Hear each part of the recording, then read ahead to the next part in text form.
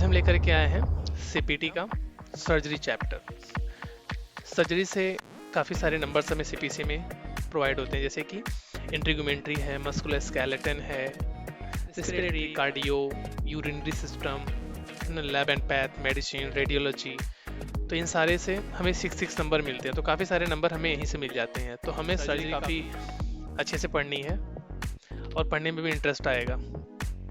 Feel like doctor.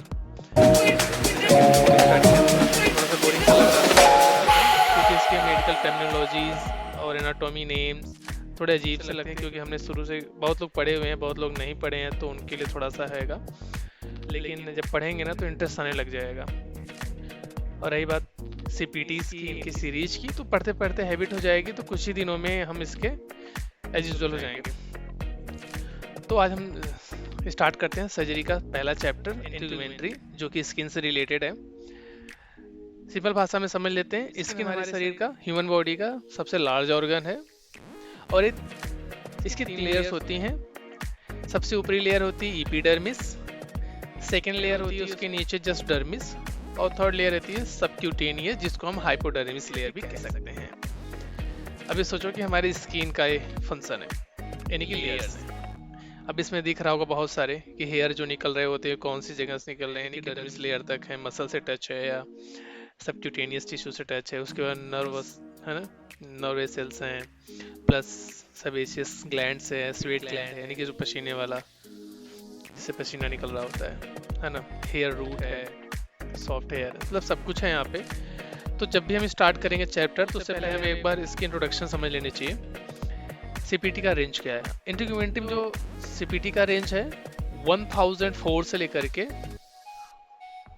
19499, यानी कि 10004 19499, ये इसका सीपीटी रेंज है जिस पे हम पढ़ेंगे। तो छोटे शब्दों में समझते हैं। फाइन नीडल एस्पिरेशन है, ये भी हमें पढ़ना है। बायोप्सी, बायोप्सी मतलब होता है लैब टेस्टिंग के लिए कुछ चीज़ें रिक्वायर्ड होती हैं, जैसे कि सिंपल वे में अगर हम समझे तो लीवर की बायोप्सी करनी है ना, तो नीडल थोड़ा अंदर इंसर्ट करके, अब वो इंसर्ट डायरेक्ट तो कर नहीं देंगे, जाहिर सी बात है कि अल्ट्रासाउंड है ना, एमआरआई, इन सब चीज़ों का यूज़ होगा वहाँ पे कि नीडल सही जा रहा है, गलत जा रहा है, किस दिशा में मुझे एस्पिरेशन करना है, बायोप्सी करना है, तो सारी चीज़ें हम पढ़ेंगे। तो बस सिंपल वे में समझ लेते हैं। फाइन नीडल एस्पिरेशन बायोप्सी जो नीडल के द्वारा हो सकता है। इंट्रोडक्शन ऑफ रिमूवल, इंसीजन मतलब कट करना, ड्रेनेज मतलब एक तरह से निकालना है ना, जैसे कि किसी पस को बहा देना।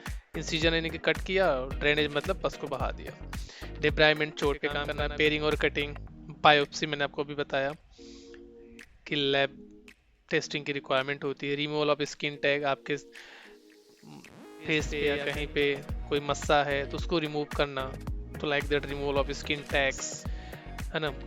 सेविंग एपिडर्मल और डर्मल लीजन, कुछ चीज़ें हैं जो सेब की तरह बिल्कुल रिमूव की जाती हैं। कुछ लीजन्स जो आपके फेस निकल रहे हैं तो आप सेब की सर्जरी में रिमूवल हो जाती है उसकी। Excision benign lesion, excision malignant lesion. अब ये भी समझने वाली बात है, एक्सीजन और इंसीजन है। इंसीजन मतलब कट करना, एक्सीजन मतलब रिमूवल है ना, कट करके निकाल देना। बिनाइन लीजन, कोई भी लीजन जो ही स्टार्ट हो रहा है ना। अब मैलिग्नेंट लीजन, हम इसको मेडिकल टर्मिनोलॉजी में अपने सीपीसी में पढ़ेंगे मैलिग्नेंट को, जैसे कि न्यूप्लाज्म कह सकते हैं, आगे भी पढ़ेंगे। एक तरह का कैंसर कह सकते हैं, कैंसर नहीं मतलब एक तरह से कह सकते हैं कि पूरा घाव बना हुआ है, उसको रिमूव करना। तो ये रेंज है। नेल्स के बारे में पढ़ेंगे, पैनोडियल सिस्ट के बारे में पढ़ेंगे। बाकी मैंने आपको स्किन का एक छोटा सा इंट्रोडक्शन दे दिया। फिर उसके बाद अब उस पर क्लोजर भी तो होगा, जब उस पर काम होगा तो उस पर क्लोज भी करना पड़ेगा। अब क्लोज करने की सीपीटी रेंज को दिया हुआ है। अब सिंपल तरीके का एक होता है कि चलो छोटा सा चीरा लगाया, उसको बहा के उसको नॉर्मल बंद कर दिया मलहम पट्टी समथिंग करके। फिर रिपेयर इंटरमीडिएट लेवल का किस तरीके का घाव होगा, जो इंटरमीडिएट लेवल इस सीपीटी के रेंज में हम उसको कंसिडर करेंगे है ना। कॉम्प्लेक्स होगा, वो किस तरीके का चोट होगा, वो आगे हम पढ़ेंगे सारी चीज़ें है ना। जाहिर सी बात, कॉम्प्लेक्स का मतलब है कि कुछ ज़्यादा ही गंभीर चोट होगी। एडजेसेंट टिश्यू ट्रांसफ़र, एटीटी जिसको कह सकते हैं, यानी कि किसी भी टिश्यू को यहाँ से वहाँ ट्रांसफ़र करके सेट करना। स्किन रिप्लेसमेंट सर्जरी है ना। फ्लैप, ग्राफ्टिंग, ग्राफ्टिंग में समझ रहे हैं, यहाँ से उठा के वहाँ चिपका के उसको ग्राफ सेट करना, फिट फाट करना। प्रेशर अल्सर्स, है ना, जैसे कि आप समझ सकते हो कभी कभी होता है कुछ ओल्ड एज के लोग होते हैं, उन्हें चोट लगी होती है या कुछ होता है, ऐसा चीज़ होती है, उनको सोए सोए जो है अल्सर होने लगता है, ना कि चोट होने लगती है पीछे की तरफ। इसीलिए वो सारी चीज़ें हैं, हम समझेंगे इसको कि अल्सर भी किस लेवल से किस लेवल तक जा सकता है। स्किन से बोन लेयर तक जाता है अल्सर। बर्न्स समझेंगे कितना परसेंट जलने के बाद क्या सिचुएशन है। डिस्ट्रैक्शन यानी कि बिना कट पीट किए इसको किस तरीके से डिस्ट्रैक्ट किया जाता है। बिनाइन और प्री मैलिग्नेंट, जैसे मैंने आपको अभी पहले बताया कि बिनाइन स्टार्ट हो रहा है और मैलिग्नेंट बनने से पहले की चीज़ है ना, तो उसको कैसे डिस्ट्रक्ट किया जा रहा है। मैलिग्नेंट बन गया है तो वो किस मेथड से डिस्ट्रक्ट किया जा रहा है, यानी कि निकाला जा रहा है, हटाया जा रहा है ना। कोई भी मेथड हो सकता है, कोई भी सर्जरी, कोई प्रोसीजर हो सकती है। मॉस माइक्रोस्कोपिक सर्जरी हालांकि बहुत इंपॉर्टेंट चैप्टर्स हैं और बहुत सारे इंपॉर्टेंट टॉपिक्स भी हैं जो कि एग्जाम में जरूर आते हैं। तो ये भी है मॉस माइक्रोस्कोपिक सर्जरी। मॉस एक तरीके का नाम है माइक्रोस्कोपिक सर्जरी, यानी कि माइक्रोस्कोप के जरिए सर्जरी कैसे की जाती है वो देखेंगे। ब्रेस्ट से रिलेटेड क्या है ना, मास्टेक्टोमी, किसी चीज को एक्टोमी, है ना, एक्टोमी। तो एक्टोमी मतलब भी होता है मतलब चीरा लगाना, अंदर तक रिमूवल करना, है ना। रिपेयर, रिकंस्ट्रक्शन, रिपेयर करना और उसको रिकंस्ट्रक्ट मतलब सही करना, है ना, ये चीज़ें हैं। तो सिंपल वे में हमने नॉर्मली इंट्रोडक्शन समझ लिया कि किस किस तरीके का हमें पढ़ाई करनी है इंटीग्यूमेंट्री के चैप्टर में। तो बहुत ज़्यादा नहीं, थोड़ा सा दिमाग लगाएंगे, चीज़ें कंटिन्यू चलती रहेंगी। तो फिलहाल अभी हम इतना समझ लेते हैं, कुछ CPTs को कंप्लीट करते हैं। सिंपल है, हमें एक बार इसको पढ़ना होगा, तो आप के पास बुक होगी नहीं होगी तो आप इस वीडियो को आराम से देख लीजिएगा कि पूरा कंफ्यूजन जो भी रहेगी डाउट कंप्लीट हो जाएगा। इसको फाइनल एस्पिरेशन बायोप्सी कैसे की जाती है उसके बारे में पूरी कहानी यहाँ पे विस्तार में दिया हुआ है। तो मैं टाइम ज़्यादा इस पर नहीं लगाऊंगा, आप इसको पढ़ लीजिएगा, ठीक है। और देखिए समझ लेते हैं। देखो ये जो इंडिकेशन आप देख रहे हैं, जो लोगोज देख रहे हैं ना, ये लोगो हर चीज़ का एक अलग मतलब है। ऐसा लोगो और किसी CPT के सामने आया तो समझ लो कि वो कोड रिवाइज्ड हुआ है। अगर इस तरीके का कोई लोगो आता है तो न्यू कोड होगा, है ना। और इस तरीके से आता है तो कंटेंट्स न्यू और रिवाइज टेक्स्ट होगा, है ना। इस तरीके का लोगो आया तो डुप्लीकेट PLC टेस्ट, हालांकि ज़्यादातर A और मैं आपको बताऊं तो इस तरीके में ये टेलीमेडिसिन होती है। जब कोई भी डॉक्टर किसी पेशेंट को फ़ोन के जरिए मेडिसिन समझाता है तो इस तरीके का वहाँ पे इंडिकेशन लगा होगा। प्लस ये देखो प्लस का निशान जहाँ पे आया समझ लो एड ऑन कोड है, जैसे कि देखो यहाँ पे, है ना, वो भी मैं आपको बताऊंगा कैसे है। प्लस ये वाला ध्यान रखना, हैशटैग रीसीक्वेंस कोड है, यानी कि कोई भी कोड है रीसीक्वेंस जिसको सीक्वेंस में होना चाहिए था, अब वो रीसीक्वेंस हो रखा है। जैसे कि यहाँ पे 1009 है, 1010 है, 11 है, ठीक है।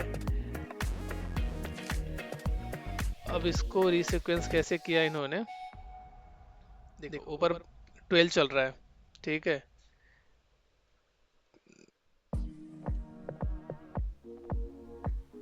तो जैसा कि हमने अभी देखा रीसीक्वेंस, देखो यहाँ पे जब हम पहला ओपन करेंगे ना तो इसके नीचे ही लिखा हुआ है code out of number sequence C 21 से 35, ये वाला कोड, यानी कि ये जो चीज़ स्टार्ट थी यहाँ से यहाँ के बीच में अब वो रीसीक्वेंस हो गई है। देखो हमारा सबसे पहला कोड स्टार्ट हुआ है 1021 से, इससे पहले सारे कोड होने चाहिए थे, लेकिन ये सीक्वेंस हो गया, इसके बाद बीच में ऐड हुए हैं, रिवाइज हुआ, कुछ इस पे काम हुआ होगा।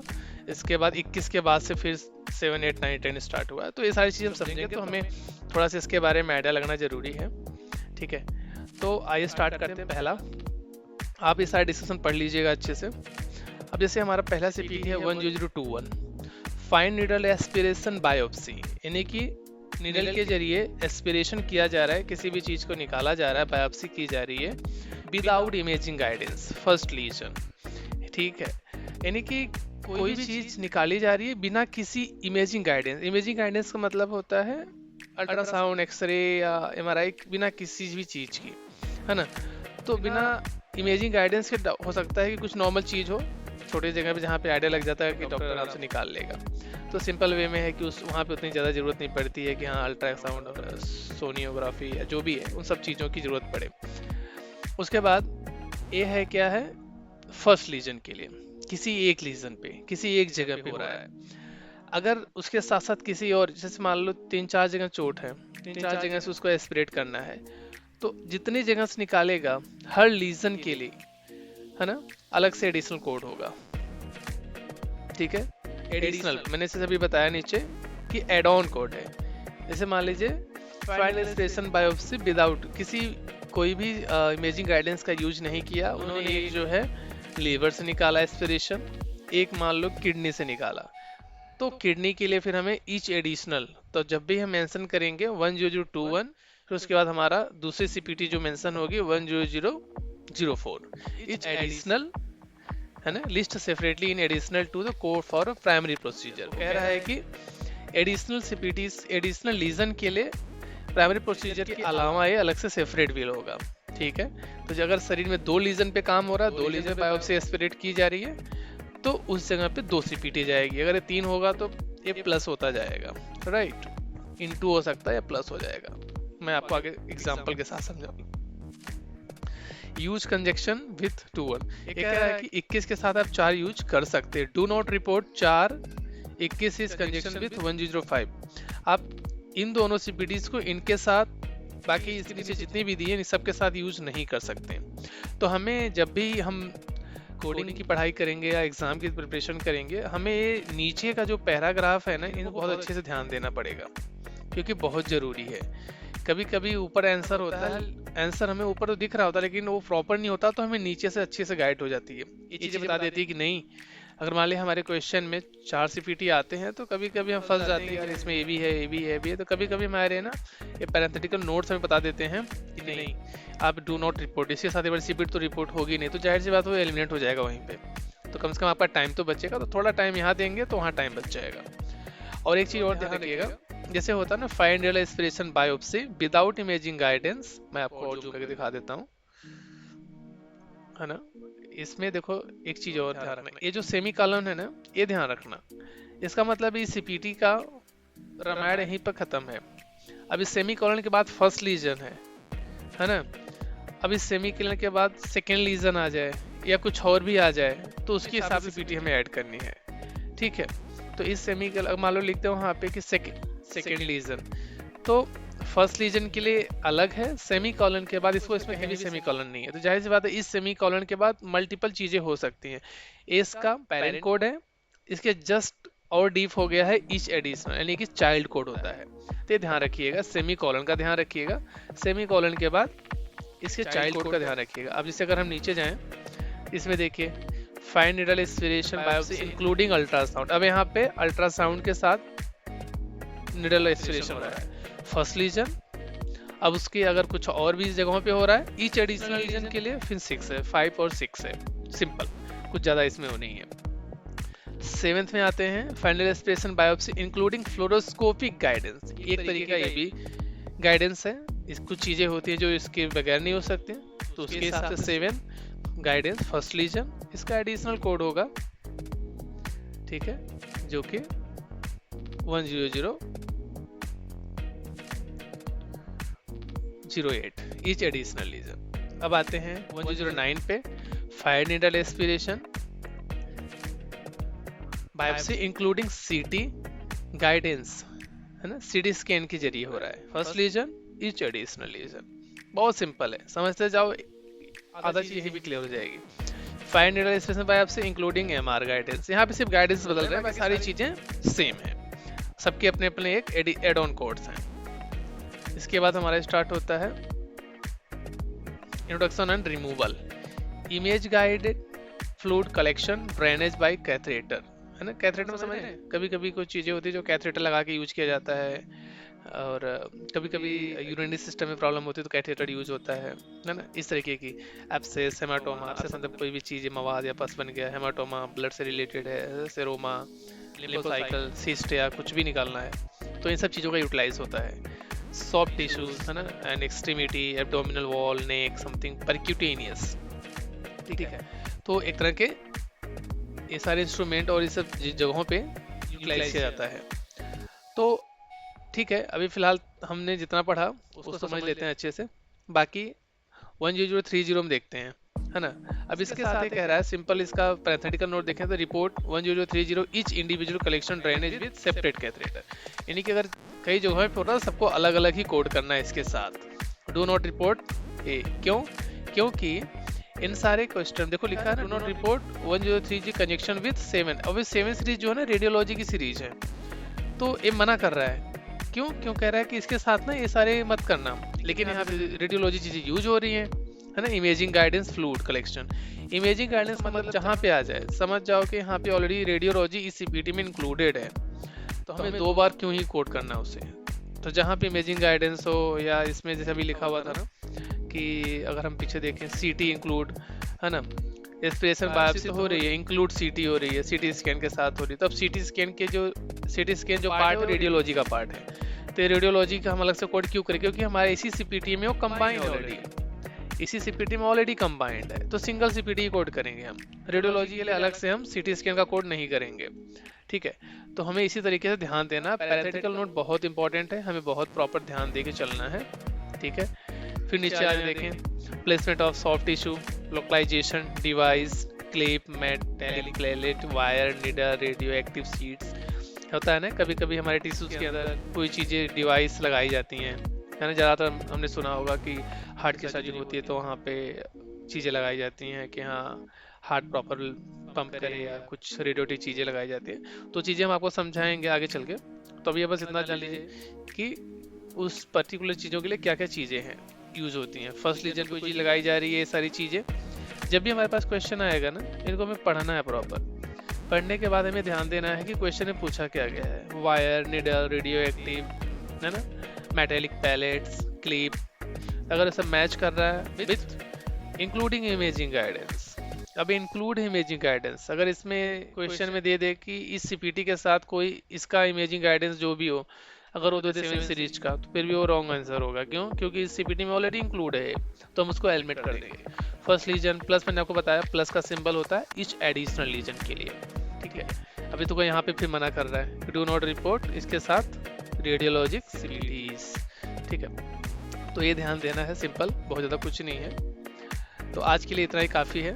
कल हम पढ़ेंगे इंसिजन ड्रेनेज के, यहाँ से स्टार्ट करेंगे, ये भी काफ़ी इंपॉर्टेंट चैप्टर है।